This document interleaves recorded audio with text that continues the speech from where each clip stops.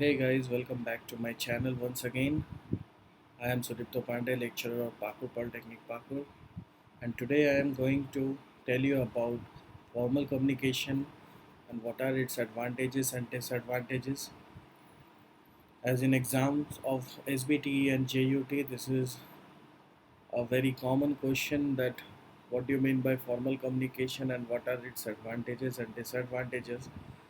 So before starting the session, I'd like to say that till now, if you haven't subscribed my channel, then please hit the subscribe button. And if you think, after watching the video, if you think that I'm able to make you understand the topic, then please hit the like button and share it with your friends. So let's start the topic. So formal communication is a kind of communication which is being done in any kind of offices or schools or colleges, and it is a kind of communication which is formally controlled by the managers or the people occupying the positions in the organizations. In formal communication, there is a fixed channel which is being decided by the person who is occupying the position in that organization, or you can say the managerial team decides the channel, and it ensures that the information should flow in orderly and timely and in accurate manner.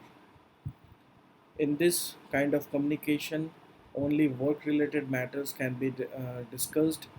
You are not allowed to discuss any kind of social issues or personal issues or any kind of emotional issues, as it has a fixed channel. So it tends to be very much authentic, and it is also a time bound. Means whenever any work is being assigned to any kind of subordinates, so he is having a limited time in which he have to complete his work, and it is also a language bound where you can't use any kind of slang. So this is all about the formal communication. If we talk about the advantages,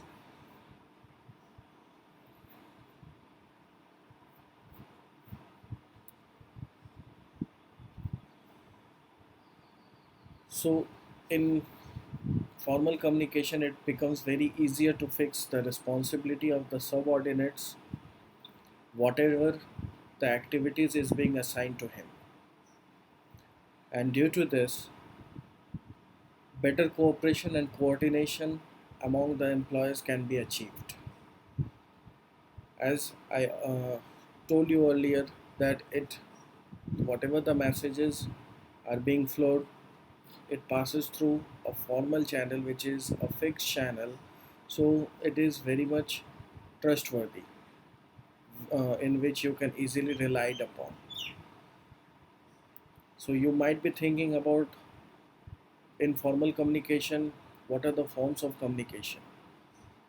So reports, circular, any kind of instructions or guidelines or clarification or any kind of agreements, etc., form a part of the formal communication. And as it is having a fixed path, so there is very much minimal chance of information leak out. So you can also say that flowing of rumors in this case of communication is not possible. So these are the advantages of formal communication. Let's move to the disadvantage.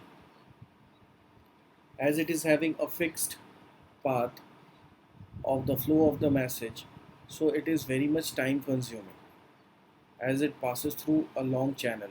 For example, if we talk about any schools or colleges, so the message or the information flows from director to the principal, then principal to the teacher, teacher to the student, or it can be vice versa, that what any information flows from student side to the teacher, then teacher inform to the principal, then principal discuss with the director. So it is a long channel, so it is very much time consuming. And I said earlier also that there is no any place of any personal bonds or any emotional bonds in this case of communication. So the employers may not feel ease or any kind of comfort in this kind of communication, as only work related matters can be discussed. Chances of creating misunderstanding may occur as it passes through different levels of authority. So there is very much chance of any creation of the misunderstanding between the subordinates or the workers as it passes through different levels of authorities. Informal communication, we can't use formal communication for any kind of motivation. So it is not suitable for motivation, and this sort of communication maintains all formalities of communication for which it involves more cost. So you can say that it is very much costly, as it in formal communication we need paper and pen or laptops or internet connection, fax machines. So in formal communication we can say that it is very much costly in respect to informal communication.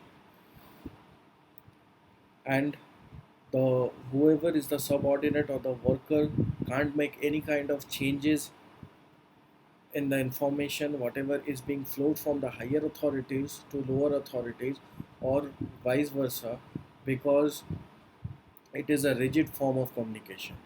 It has a fixed path through which the information is being flowed from the higher authorities to the lower authorities, or from lower authorities to the higher authorities, by following a proper channel.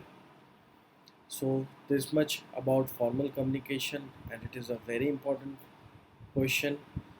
So if in the next video session we will talk about the informal communication, which is also known as grapevine communication, and what are its advantages and disadvantages, or whatever the features of grapevine communication is there.